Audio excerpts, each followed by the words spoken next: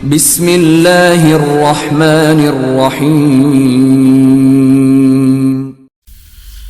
اللہ کے نام سے جو رحمان اور رحیم ہے۔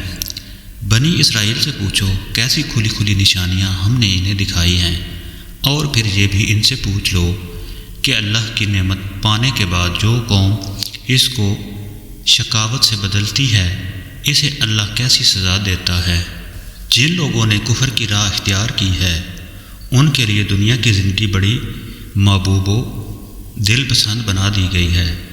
ایسے لوگ ایمان کی راہ اختیار کرنے والوں کا مذاق اڑاتے ہیں، مگر قیامت کے روز پرہیزگار لوگ ہی ان کے مقابلے میں عالی مقام ہوں گے۔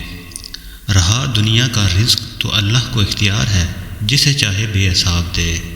ابتدا میں سب لوگ ایک ہی طریقے پر تھے، پھر یہ حالت باقی نہ رہی اور اختلافات رونما ہوئے۔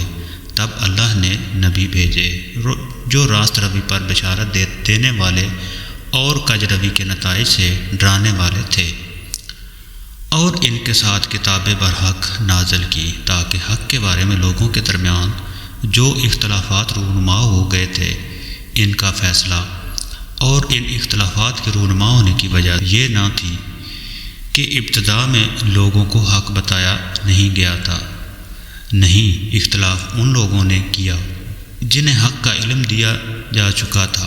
انہوں نے روشن ہدایت پا لینے کے بعد محض اس لیے حق کو چھوڑ کر مختلف طریقے نکالے کہ وہ آپس میں زیادتی کرنا چاہتے تھے۔ بس جو لوگ انبیاء علیہ السلام پر ایمان لے آئے، انہیں اللہ نے اپنے اذن سے اس حق کا راستہ دکھا دیا جس میں لوگوں نے اختلاف کیا تھا۔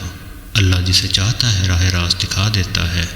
پھر کیا تم لوگوں نے یہ سمجھ رکھا ہے کہ یوں ہی جنت کا داخلہ تمہیں مل جائے گا، حالانکہ ابھی تم پر وہ سب کچھ نہیں گزرا ہے جو تم سے پہلے ایمان لانے والوں پر گزر چکا ہے۔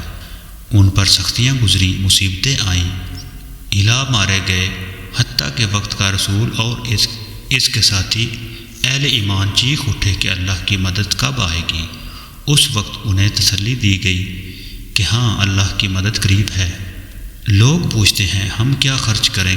جواب دو کہ جو مال بھی تم خرچ کرو اپنے والدین پر، رشتہ داروں پر، یتیموں اور مسکینوں اور مسافروں پر خرچ کرو، اور جو بھلائی تم بھی کرو گے اللہ اس سے باخبر ہے۔